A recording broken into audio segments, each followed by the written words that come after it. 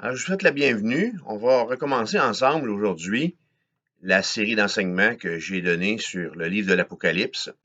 La façon que j'ai de diviser mon texte, c'est par chapitre. Alors, c'est pas des chapitres du livre de l'Apocalypse qui en compte 22, mais c'est plutôt des enseignements. Alors, aujourd'hui, c'est notre 32e rendez-vous, donc le 32e enseignement.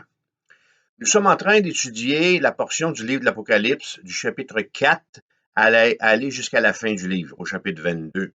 Et dans cette période-là, il y a une section qui s'appelle le temps des tribulations, qui dure une période de 7 années et qui va du chapitre 6 à aller jusqu'au chapitre 18, verset 24. Alors, on est à peu près au centre de tout ça, on est au chapitre 13. J'aimerais vous faire un rappel des événements. On a parcouru à date la moitié du livre.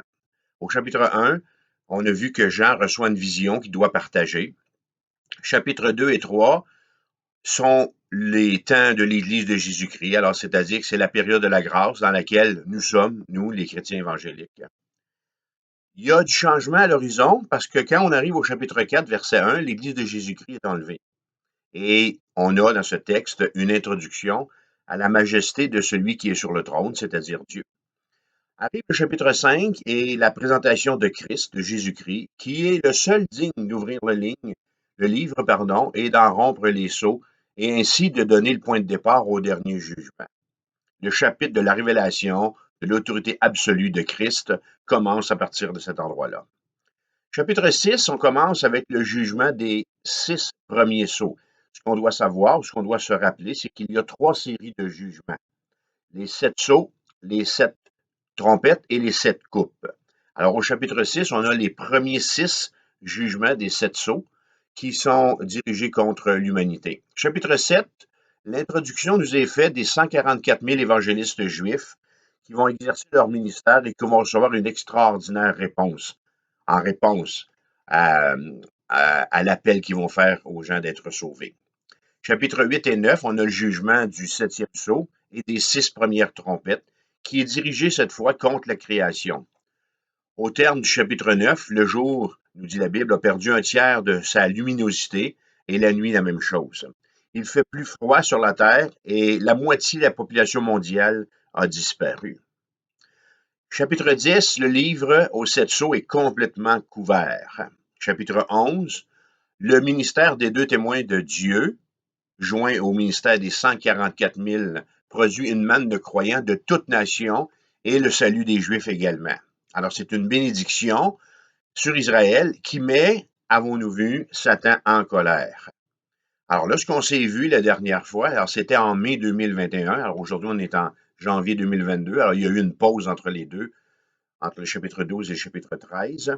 Alors quand on s'est laissé, Israël venait d'affronter le grand dragon rouge, mais on a vu au chapitre 12 que Dieu a veillé ou veillera sur elle, parce que c'est à venir, c'est pas encore fait, et va la mettre en sûreté en accomplissant de cette fois-là, de cette façon-là, la prophétie qu'il a faite à la femme dans Genèse chapitre 3, verset 15. Alors, est-ce que ce sera suffisant? C'est là qu'on a arrêté, chapitre 12, verset 17. Que fait Satan? Jean écrit qu'il se tint, Satan, il se tint sur le sable de la mer. Quelle est son intention? Alors, c'est son intention qu'on va découvrir aujourd'hui, ainsi que lors de notre prochain rendez-vous. Nous allons étudier aujourd'hui le chapitre 13, les versets 1 à 10. Et le titre de cet enseignement, c'est la bête. En fin de compte, on le voit, c'est écrit dans le texte, c'est la bête qui monte de la mer.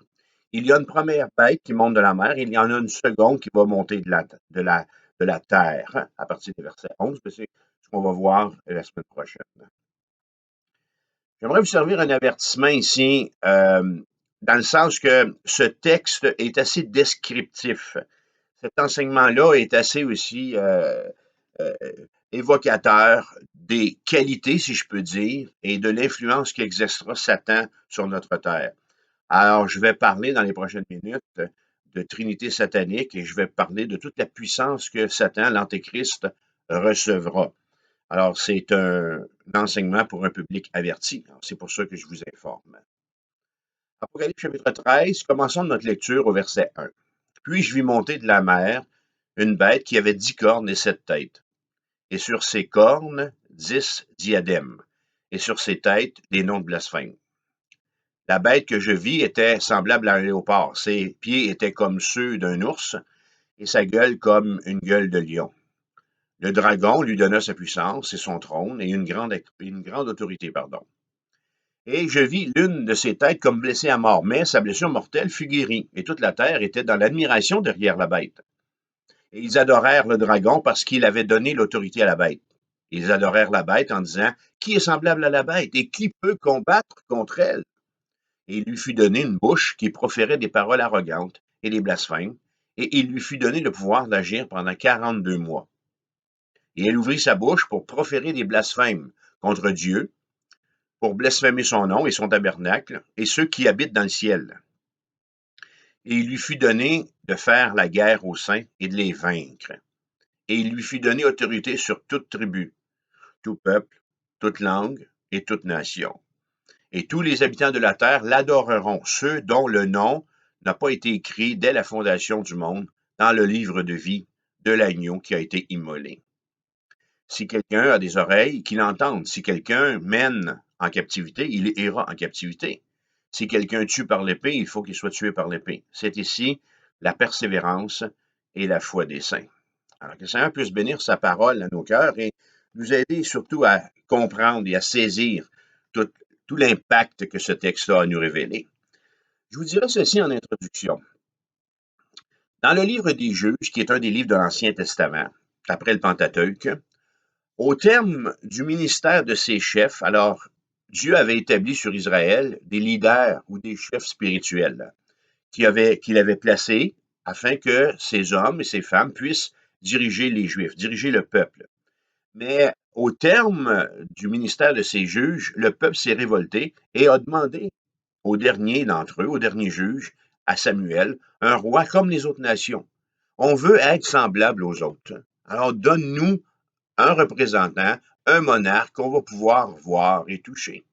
Et ce texte, on l'a dans 1 Samuel 8, verset 5. Je vous le lis parce que vous allez comprendre ici ce qui va se passer avec Apocalypse 13. Alors le peuple vient voir Samuel et lui dit, « Voici tu es vieux et tes fils ne marchent point sur tes traces. Maintenant, établis sur nous un roi pour nous juger, comme il y en a chez toutes les nations. » Alors dans un geste de révolte contre Dieu, Israël se détourne de la théocratie pour opter pour la monarchie. Alors, si vous me permettez de faire un peu d'étymologie ici, je vais vous expliquer un peu le terme théocratie et, monarchie, pardon, si vous avez de la difficulté à le saisir. Une théocratie, c'est un gouvernement où le titulaire de la souveraineté est divin. Alors, le terme théocratie est formé de deux mots grecs qui viennent de théos pour Dieu et kratos pour pouvoir. Ce terme a été inventé au 1er siècle par Flavius Joseph et c'est un terme qui servait à désigner dans sa première idée que c'est Dieu qui gouverne. Alors, lorsque ce mot est apparu, il faisait bel et bien référence à Dieu qui est le régisseur, qui gouverne toutes choses. En opposition, la monarchie vient du grec mono, qui veut dire seul, et arché pour pouvoir également. Alors, pouvoir d'un seul. Alors, vous voyez la différence. Alors, pouvoir d'un seul, on parle d'un régime politique où l'unité du pouvoir, ici, est symbolisée par une seule personne, appelée monarque. Alors, les Juifs du temps de Samuel, c'est pour ça qu'on a lu le texte un peu plus tôt, ont demandé un monarque. Et ce qu'ils sont en train d'exprimer à Samuel, c'est qu'ils rejettent du fait même Dieu. Ils sont fatigués de se faire dire par le bon Dieu quoi faire, entre guillemets. En 2022, là, dites-moi donc, est-ce qu'on est à une époque où le monde, vous avez l'impression, est également fatigué de se faire dire que Dieu l'aime par son Église? Le temps de cette Église, le temps des Églises évangéliques, le temps du christianisme évangélique, le temps des chrétiens nés de nouveau, touche à terme, et quand l'Église de Jésus-Christ ne sera plus, le monde, plongé dans la confusion, plongé dans l'agitation, va désirer, comme au temps des juges, avoir lui aussi son petit monarque, son petit roi.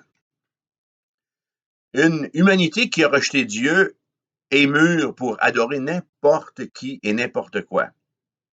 Dieu chassé, il faut le remplacer. Et ça, Satan le saura très bien. Alors, vous comprenez qu'on parle d'événements encore à venir. À ce moment-là, après que l'Église sera enlevée et que cette bête montera de la mer, le monde voudra un leader fort qui saura les rassurer devant l'incertitude qui va les guetter. Et l'humanité, nous montre le texte, va trouver ce leader. Ce leader, nous présente Jean, viendra unifier le monde sous son règne. Afin de saisir ce que nous a écrit l'apôtre Jean, permettez-moi de vous parler d'une trinité à laquelle on n'est pas très familier. Je l'appelle la trinité maudite ou la trinité satanique. Alors, je vous la présente dans mon premier point ici, la trinité satanique. Dieu s'exprime en trois personnes. Dieu le Père, Dieu le Fils et Dieu le Saint-Esprit. Et Satan, qu'on appelle avec justesse le singe de Dieu, a lui aussi sa trinité. Elle comprend d'abord le dragon rouge qu'on a rencontré au chapitre 12, celui qui est le père du mensonge, Satan lui-même.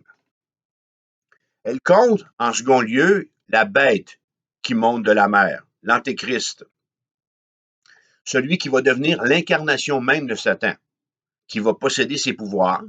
Et troisièmement, cette trinité compte la bête qui va monter de la terre, le faux prophète, l'esprit de l'erreur qui va amener toute la terre à adorer la première bête.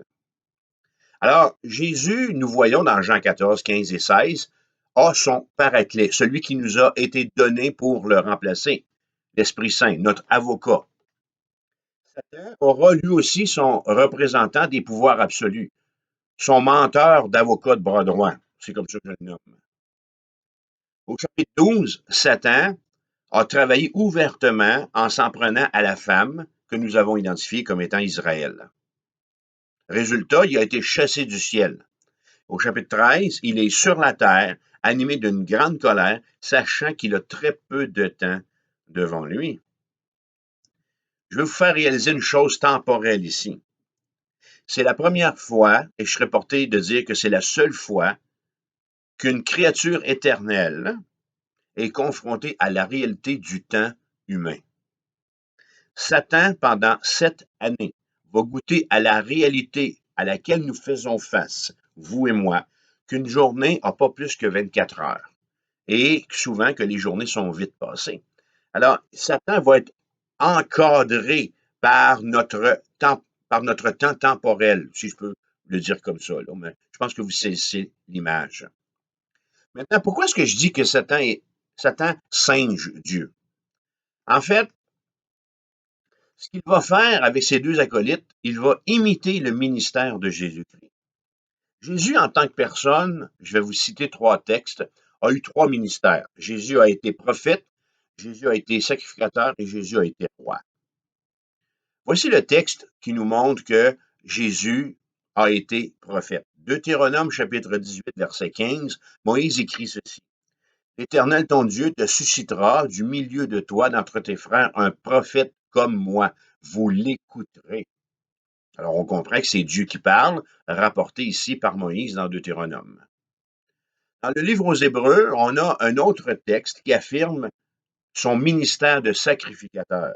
Hébreux 4, 14. Ainsi, puisque nous avons un grand souverain sacrificateur qui a traversé les cieux, et l'auteur le nomme Jésus, le Fils de Dieu, demeurons fermes dans la foi que nous professons. Et finalement, un troisième texte des Écritures nous montre son ministère de roi. C'est un texte qu'on retrouve dans le livre de l'Apocalypse, un texte qu'on a étudié il n'y a pas longtemps. Apocalypse 11, verset 15. Le 7e ange sonna de la trompette et il y eut dans le ciel de fortes voix qui disaient « Le royaume du monde est remis à notre Seigneur et à son Christ, et il régnera au siècle des siècles. » Alors voyez-vous, prophète, sacrificateur et roi.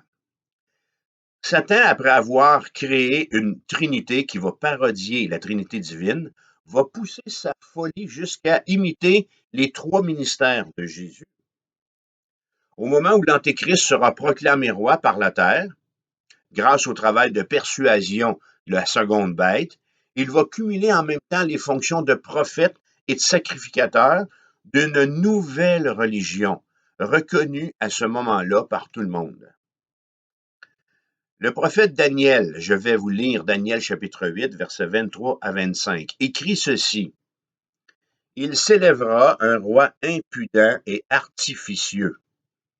On l'a dans le texte qu'on est en train d'étudier dans Apocalypse 13. Daniel continue en disant, sa puissance s'accroîtra. Il fera d'incroyables ravages. Il réussira dans ses entreprises. Il détruira les puissants et le peuple des saints. À cause de sa prospérité et du succès de ses ruses, il aura de l'arrogance dans le cœur. Il fera périr beaucoup d'hommes qui vivaient paisiblement et il s'élèvera contre le chef des chefs. L'Antéchrist va faire un pacte de 7 années avec la nation d'Israël. Mais nous voyons au travers des Écritures qu'au milieu de cette alliance, en bon père du mensonge, il va rompre ses vœux et va s'attaquer à ceux à qui il avait promis de les protéger. Alors son projet sera de les éliminer afin que, s'il pouvait, d'empêcher le royaume promis de Dieu de venir. L'attaque de l'Antéchrist va s'étendre même aux païens qui seront devenus croyants grâce au ministère de vos témoignages. Parce que ce que vous devez vous rappeler ici, c'est que ceux qui vont rester vont connaître, vont savoir que tous ces fléaux, parce qu'il y a un texte qui nous, on va le voir un petit peu plus loin, qui nous donne à comprendre que les gens qui vont être persécutés lors de la tribulation vont savoir que ce jugement vient de Dieu. Ils vont se rappeler les occasions que vous aurez eues de leur parler de l'Évangile. Ils vont se souvenir des occasions où vous leur aurez présenté Jésus-Christ comme étant leur sauveur personnel. Ils vont se souvenir également de vos prières. Vos prières faites en leur honneur seront toujours sur l'autel des parfums devant Dieu, dans sa présence. Mais surtout, parce qu'ils auront vécu leur ministère, ils vont avoir encore en tête le ministère des 144 000 évangélistes juifs et des 2 témoins qui seront encore présents sur la terre. L'apôtre Paul va nous dire dans 2 Thessaloniciens chapitre 2, je vais vous lire des versets 3 à 9.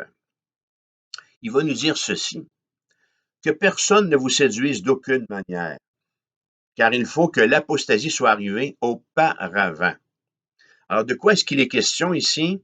Si vous voulez savoir de quoi parle l'apôtre Paul, je vous réfère au jugement du premier sceau, c'est-à-dire le cavalier blanc qu'on a étudié ensemble au chapitre 6, versets 1 et 2.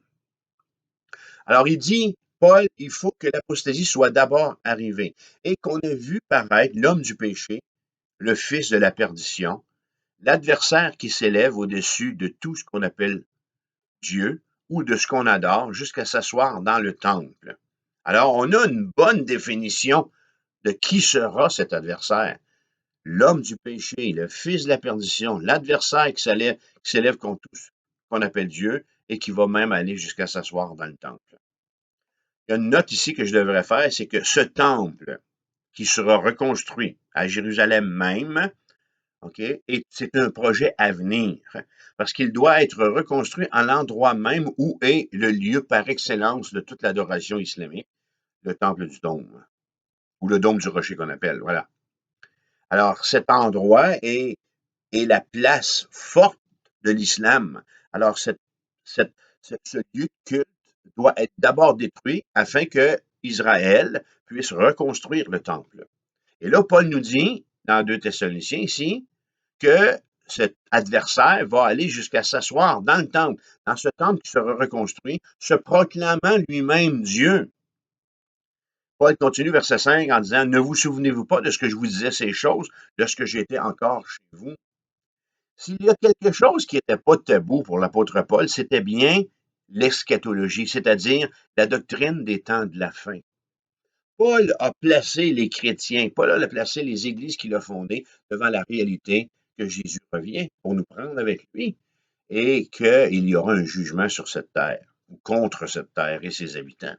Verset 6, « Et maintenant vous savez que ce qu'il retient, afin qu'il ne paraisse qu'en son temps. » Parce que si cette bête, si cet antéchrist paraissait aujourd'hui en chair et en os, nous, moi et vous, l'Église de Jésus-Christ, on aurait vite fait de le démasquer. Verset 7, car le ministère de l'iniquité s'agit déjà. C'est sûr que le mal est déjà présent partout, mais sa vraie essence et sa réalité est partielle. Paul continue son texte en disant, il faut seulement que celui qui le retient encore ait disparu. Le diable doit avoir absolument le champ libre pour que cette trinité satanique puisse accomplir son œuvre. Et pour avoir le champ libre, ben, il y a deux personnes qui doivent disparaître, le Saint-Esprit et l'Église. Et alors, dit-il, paraîtra l'impie, parce qu'il va avoir toute la liberté d'agir, que le Seigneur Jésus détruira par le sceau de sa bouche, et qu'il anéantira par l'éclat de son avènement. L'apparition de cet impie se fera par la puissance de Satan, avec toutes sortes de miracles, de signes et de prodiges mensongers. Alors, je dis que c'est important de connaître ces choses. Je vous enseigne ce que la Bible dit sur Satan. Je vous montre par les Écritures qu'il va avoir une autorité, qu'il va avoir l'autorité. Mais la Bible nous dit une autre chose, c'est qu'il sera ou qu'il est vaincu. Jean va écrire, chapitre 19, verset 19, « Et je vis la bête, et la bête fut prise, et avec elle le faux prophète.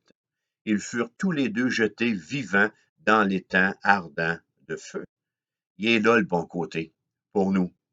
Satan est déjà bel et bien vaincu.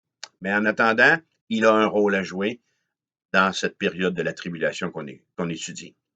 Alors, nous avons vu dans un premier point ici la Trinité satanique. Maintenant, allons voir l'identité de la bête, verset 1. Notre deuxième point. Si vous avez à la maison un chat ou un chien, normalement, vous dites avoir un chat ou un chien, OK?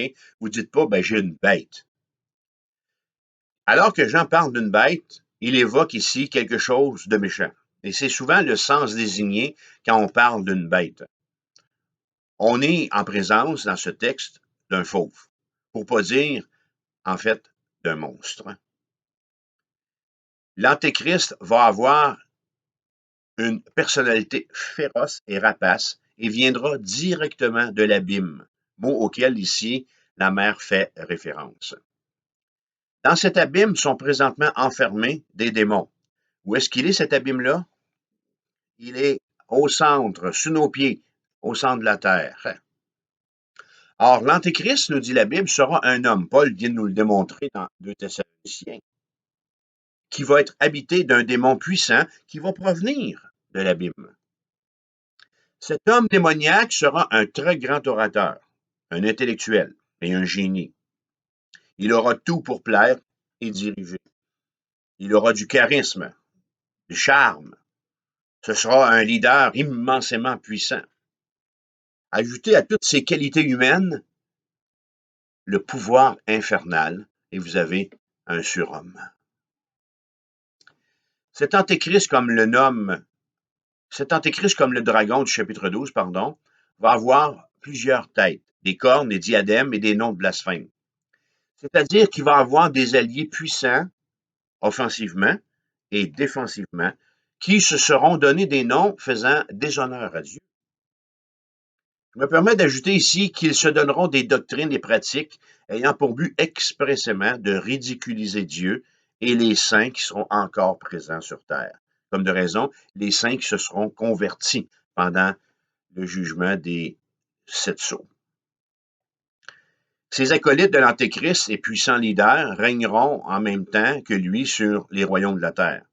Il sera à leur tête. Il sera l'empereur du monde. Regardons dans un troisième point maintenant, quelle sera son autorité, verset 2. Le verset 2, en décrivant la bête qui sort de la mer, parle du léopard, de l'ours, du lion, faisant allusion ici à la quatrième vision de la bête, ou à la quatrième bête, plutôt, de la vision de Daniel, que vous allez retrouver si vous lisez le chapitre 7 de Daniel.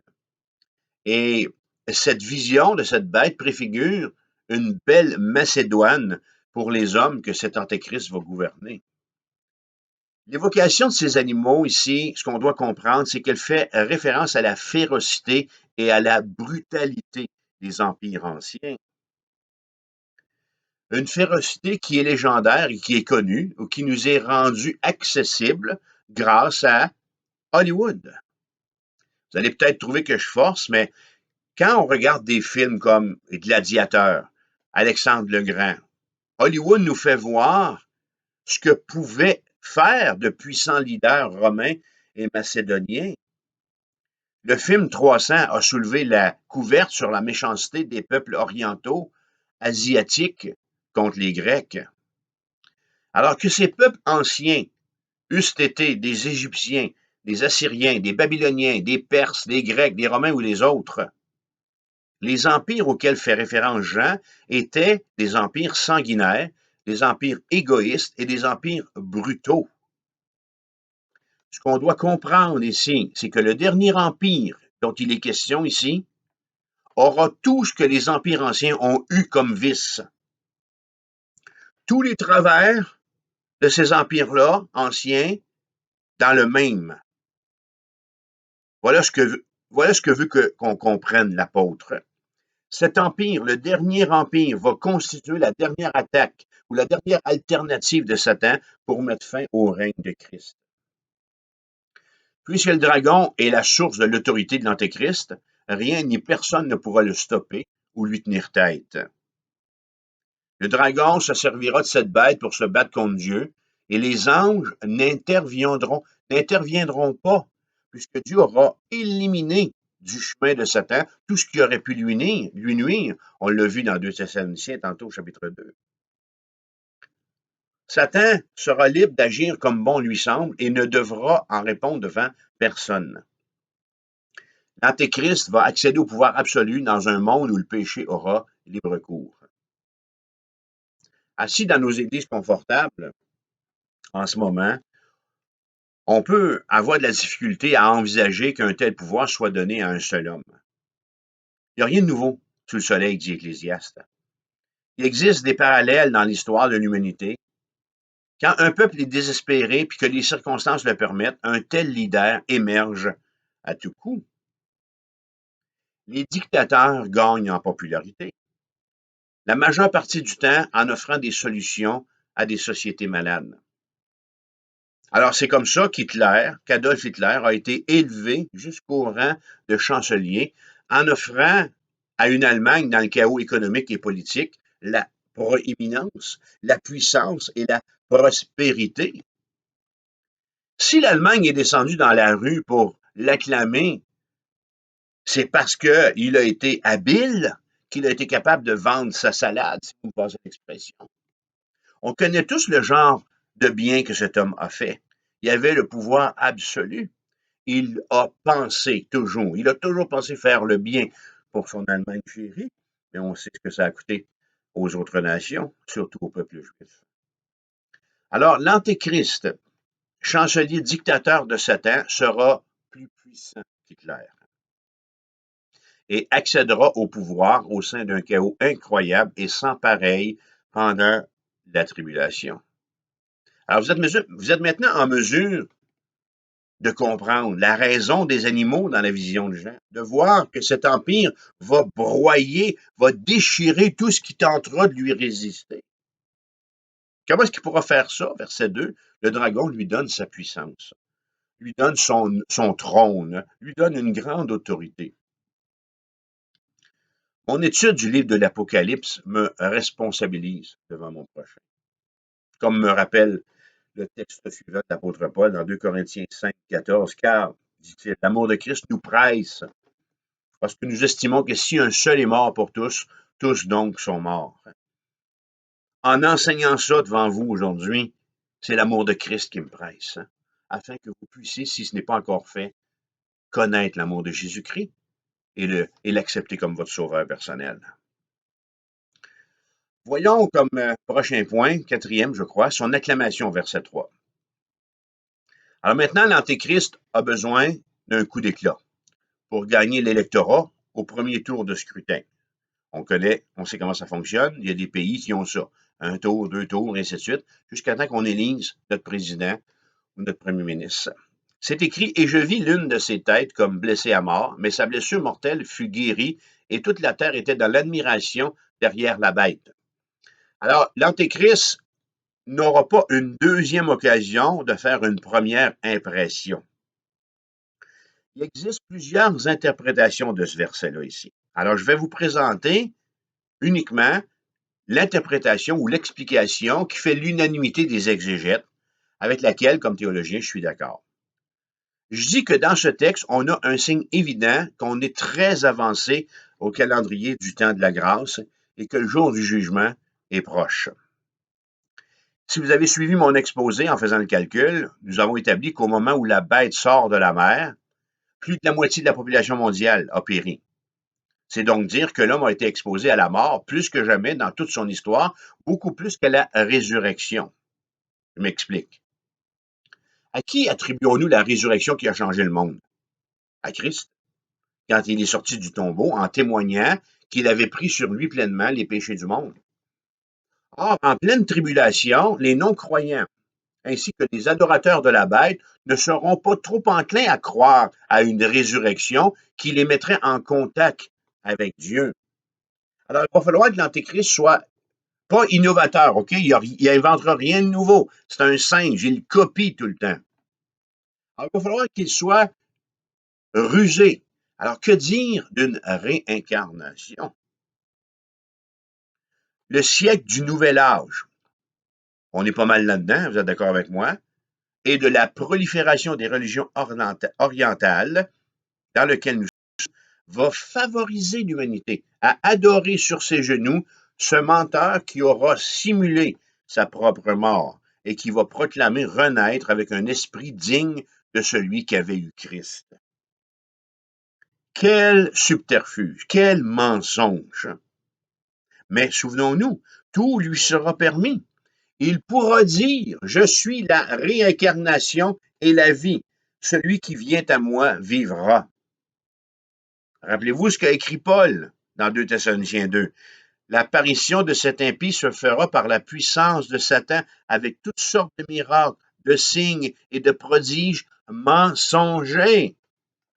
Il va simuler le retour à la vie ou son retour à la vie après cette blessure mortelle. Nous sommes devant le plus vil des menteurs. Combien le croiront? Combien iront à lui? Les fausses religions qui naissent chaque jour ont cet objectif. Le faux prophète se servira de toutes les fausses religions qui existent en ce moment pour faire reconnaître la légitimité de ce leader et l'adoration qui lui est due. Le monde entier, toute la terre, verset 3, sera en émoi devant ce leader qui aura transcendé la mort elle-même. Certains diront, comment ne peut-il pas être le leader dont nous avons tant besoin? Est-ce qu'on pourrait avoir un autre chef que cet homme, hein? Si éloquent, si beau, mais aussi si menteur? Regardons dans notre prochain point, 5e point, je crois, verset 4, son adoration. Le monde a avalé la supercherie de la réincarnation de la bête. OK? C'est fait. Ils ont acheté. Maintenant, il devra leur en mettre plein la vue. Le texte nous dit, et ils adorèrent le dragon parce qu'il avait donné l'autorité à la bête. Ils adorèrent la bête en disant, qui est semblable à la bête et qui peut combattre contre elle? Que verra le monde? Que fera ce menteur pour avoir ainsi droit à leur adoration? Il est question ici d'adoration et non d'admiration, notez-le bien. Au début, l'Antéchrist recevra l'accueil que l'on donne normalement à un bienfaiteur de l'humanité. Qu'est-ce qu'il va avoir fait? Vraisemblablement, il aura résolu. Alors, ce sont des hypothèses, des conclusions à laquelle nous arrivons. Alors, vraisemblablement, il aura résolu des problèmes restés jusque-là sans réponse pour ses prédécesseurs politiques. Est-ce qu'il aura résolu la question du chômage dans le monde? Est-ce qu'il aura fait disparaître le racisme? Ou mieux encore, la Bible enseigne, il aura réuni la terre sous un gouvernement unique avec son mode d'achat bien particulier et une monnaie universelle. Hypothèse, mais on le voit très bien. On va le voir surtout avec la marque qu'il va imposer à ses adorateurs dans la suite du chapitre qu'on verra à notre prochain rendez-vous. Je vais pousser plus loin la réflexion en avançant ceci. Vous avez saisi qu'il n'a aucun adversaire, OK? Qu'il a libre cours et toute la puissance nécessaire. Alors, ceci dit, grâce à ses liens avec le sous-monde et à la puissance dont l'aura revêtu Satan, il aura accès à la science des démons. L'Antéchrist sera, cette bête qui monte de la mer, sera initié à de nouveaux secrets et sera en mesure de faire des avancées remarquables, probablement au niveau de la science, de la technologie et de faire prospérer financièrement ceux qui lui feront confiance. Faites attention, je ne dis pas que nos téléphones intelligents sont un outil entre les mains du diable. Je ne dis pas ça. Mais je dis qu'il va faire avancer sa cause en se servant de la technologie. La fascination qu'il aura sur le monde va le nourrir et l'amener à en désirer plus. Il exigera l'adoration, allant, dit Paul, dans 2 Thessaloniciens 2, jusqu'à s'asseoir dans le temple de Dieu à Jérusalem, qui aura été reconstruit et se proclamer lui-même Dieu.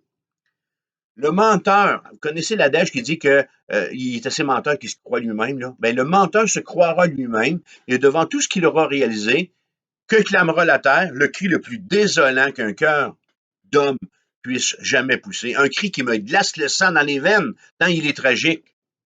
Qui est semblable à la bête et qui peut combattre contre elle?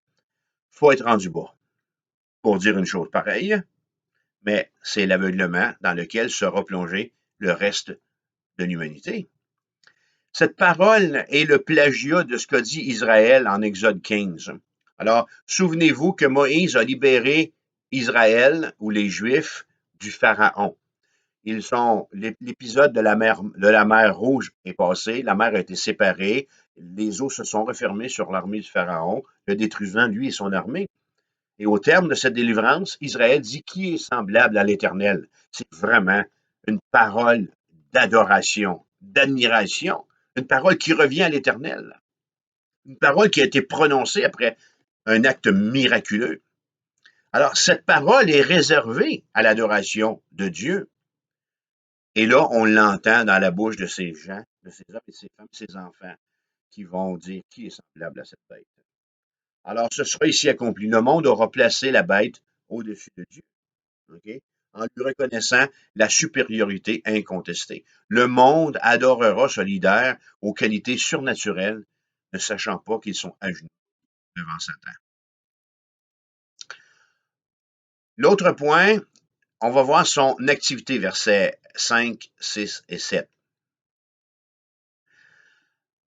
Il y a 2 bouts de phrases qui nous montrent bel et bien que Satan, il y a ici 2 bouts de phrases qui nous montrent bel et bien que Satan, bien qu'il ait la puissance pour faire ce qu'il fait, n'a rien qui lui appartienne ou qui vienne de lui. Tout ce qu'il accomplit fait partie d'un plan écrit par quelqu'un de bien plus brillant que lui. Vous avez deviné, je parle de Dieu ici. Alors, lui, il est l'exécutant. Le scénario a été écrit par quelqu'un d'autre. Le texte nous dit, il lui fut donné. Satan donne une autorité à la bête qui sort de la mer, qu'il n'aurait pas si cette autorité ne lui avait été donnée avant tout par Dieu. Frères et sœurs, au sein même du chaos de la tribulation, mes amis, je vous dis ceci, Dieu sera en parfait contrôle et jamais la bête ne franchira la ligne que Dieu a bien identifiée. Dieu se sert de l'Antéchrist pour accomplir son jugement contre la nation.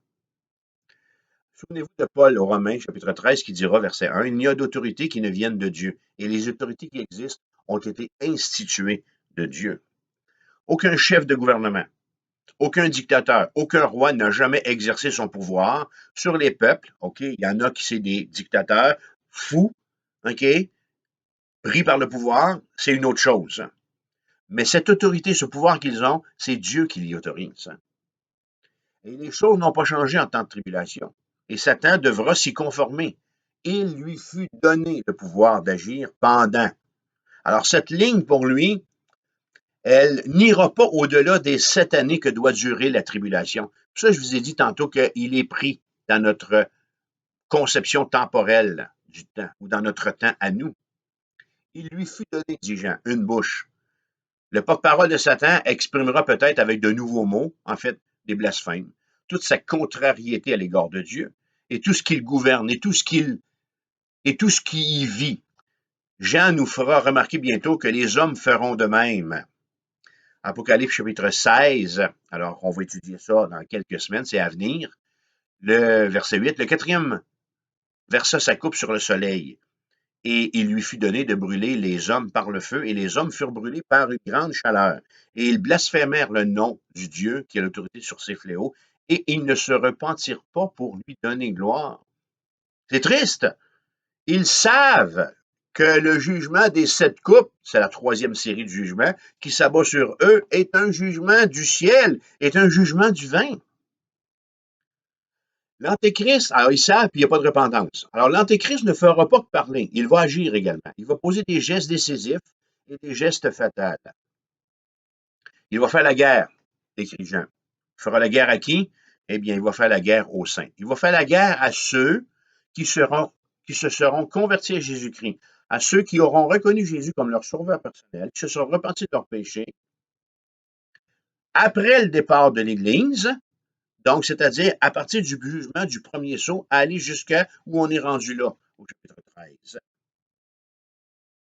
En fait, je dois vous dire que ce ne sera pas une guerre, ça va être bien plus un massacre, hein, nous dit la Bible. Ceux qui en ces jours de grand trouble auront cru au Dieu véritable vont essuyer le plus fort de la fureur meurtrière de l'Antéchrist. Ses frères et ses sœurs dans la foi seront une menace ouverte à son autorité. Je dis que c'est tragique de mourir assassiné par la bête, mais je dis qu'il y a pire encore quand tu es vendu par quelqu'un de ta famille. Jésus, en parlant de ce temps, a dit en Matthieu 10, 21, « Le frère livrera son frère à la mort et le père son enfant. Les enfants se soulèveront contre leurs parents et le feront mourir. Vous serez haïs de tous à cause de mon nom. » Alors, cette persécution contre les croyants débutera dans le plus fort de la tribulation, lorsque l'Antéchrist aura rompu son accord avec Israël. Nous serons devant une inquisition où tout le monde participera pour vendre son prochain. Satan aura soif de sang. Et la Bible nous dit que la quasi-totalité des saints va y passer. Il massacrera le peuple de Dieu sur une échelle jamais vue, une fois que le monde lui aura accordé la domination absolue. Verset 7, « Il lui fut donné pouvoir sur toute tribu, tout peuple, toute langue et toute nation. » Ça laisse pas grand monde à part, hein? L'Antéchrist aura recours à la technologie pour arriver à ses fins. Les moyens de communication avancés vont le servir très bien.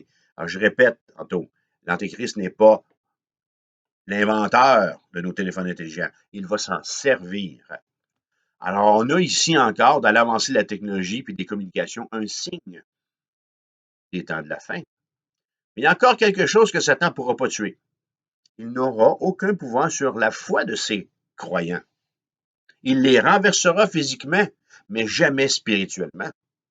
Paul va nous rappeler cette réalité quand il écrit en Romains 8, 38, « Car j'ai l'assurance que ni la mort, ni la vie, ni les anges, ni les dominations, ni les choses présentes, ni les choses à venir, ni les puissances, en l'occurrence ici, la bête, ni la hauteur, ni la profondeur, ni aucune autre créature ne pourra nous séparer de l'amour de Dieu manifesté en Jésus-Christ, notre Seigneur. » Hein? Regardons dans un autre point maintenant, l'avant-dernier, je crois, versets 8 à 10, ou le dernier, c'est les admirateurs et leur destin. Le verset 8 indique le nombre d'adorateurs qu'aura la bête. Jean écrit tous les habitants de la terre. Est-ce que vous savez compter comme moi? Tous les habitants de la terre, en donnant une précision très nette et significative. Alors, tous les habitants de la terre, et là, il va dire ceux dont le nom n'a pas été écrit sur le livre de l'agneau immolé. Alors, ça met de côté les croyants, mais ça en laisse un gros paquet. Ça fait pas mal de monde. C'est en fait, et très secondaire à mes yeux. Ce qui n'est pas secondaire pour moi, c'est l'absence de leur nom dans le livre de l'agneau. De voir que ces adorateurs de la bête ne figurent pas dans le livre de l'agneau, pardon. Ça, c'est quelque chose, ça. On va vous dire une affaire ici, moi. Privez-moi de ma santé. Je suis capable de vivre avec ça. Privez-moi de ma femme ou de mes enfants à cause de la maladie ou de la mort. OK, ça peut arriver. Ça fait partie de la vie, je vais vous dire. Privez-moi de mon emploi, privez-moi de mon ministère pastoral, privez-moi de mon rôle d'enseignant, comme je le fais en ce moment. Privez-moi de mon Église ou de ma Bible. Privez-moi de ma communion avec mon Dieu parce que je serai à ce moment-là dans un régime totalitaire. Ça va aller. Mais ne me privez pas d'avoir mon nom inscrit dans le livre de l'agneau immolé. Ne me privez pas d'avoir mon nom inscrit dans le livre de l'agneau qui enlève le péché du monde. Ne me privez pas de cette inscription qui me donne en fait tout. Les adorateurs de la bête seront absents du livre de l'agneau parce qu'ils auront refusé l'amour de la vérité pour être sauvés. La Bible dit que les non-croyants seront jugés parce qu'ils n'auront pas cru et parce qu'ils auront refusé le message de l'Évangile de Jésus-Christ. Le livre de vie qui appartient à l'agneau, le Seigneur Jésus-Christ, est le registre dans lequel Dieu a inscrit le nom de tous ceux qu'il a choisi de sauver avant la fondation du monde. Contrairement aux non-croyants, les élus ne se feront pas leurrer par l'Antéchrist, pas plus qu'ils ne l'adoreront. Et là, il y a comme une lueur d'espoir au verset 9. On a deux choses au verset 9. D'abord, Jean il est tellement préoccupé par la perdition éternelle des adorateurs de la bête qu'il va interrompre son récit du règne de l'Antéchrist pour faire un vibrant appel du ciel, parce que c'est là qu'il est en train de recevoir cette vision, à ceux qui, à ce moment-là, voudront écouter. Alors, on est devant un appel de l'apôtre à accepter la grâce du salut en Jésus-Christ. Alors, dans cette période de trouble, dans ce temps difficile, Jean est préoccupé encore, entre moi et vous, ce qu'il se dit tout d'un coup, qu'il y a encore quelqu'un qui pourrait venir à la connaissance de Jésus-Christ. Ça, c'est la première chose. Le deuxième signe, c'est que l'Église est absente au moment de la tribulation. Et il dit, au chapitre 2 et 3, si quelqu'un a des oreilles qu'il entende, dans notre verset ici.